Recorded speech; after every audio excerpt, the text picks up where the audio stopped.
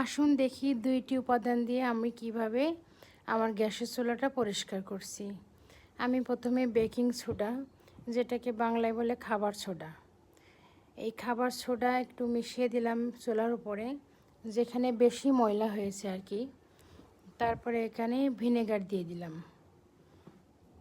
আর vinegar দেওয়ার পরে কিছুক্ষণ পরে আমি এটা পরিষ্কার করে নিব। তাহলে দেখা যাচ্ছে চুলাটা খুব সহজে পরিষ্কার হয়ে যাবে। আর উপাদানটা বলতে কি যে বেকিং সোডা শুধু আমরা ফাস্টফুড আইটেমে ব্যবহার করি, আর এটা কিন্তু অনেক কাজে লাগে।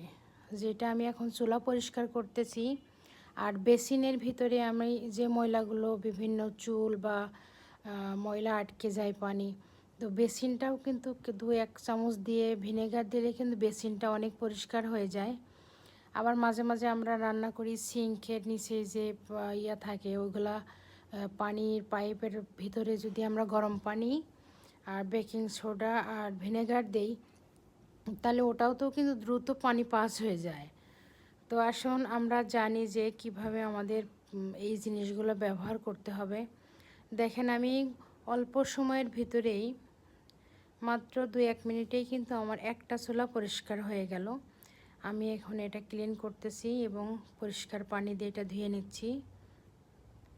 আমার চুলাটা কিন্তু দেখেন অল্প সময়ের ভিতরেই অনেক সুন্দর পরিষ্কার হয়ে যাচ্ছে। তো আমরা যখন রান্না করি, রান্নার যে কড়াইয়ের ভিতরে কিন্তু আমরা বেকিং সোডা ভিনেগার দিয়ে 10-15 মিনিট যদি রেখে দেই, তাহলে ওই কড়াইটাও কিন্তু অনেক পরিষ্কার হবে। আমরা বটি ব্যবহার করি, ছুরি ব্যবহার করি, যে কোনো লোহার জাতীয় জিনিস কিন্তু খুব সহজেই পরিষ্কার করা যায়। আসুন আমরা চেষ্টা করি।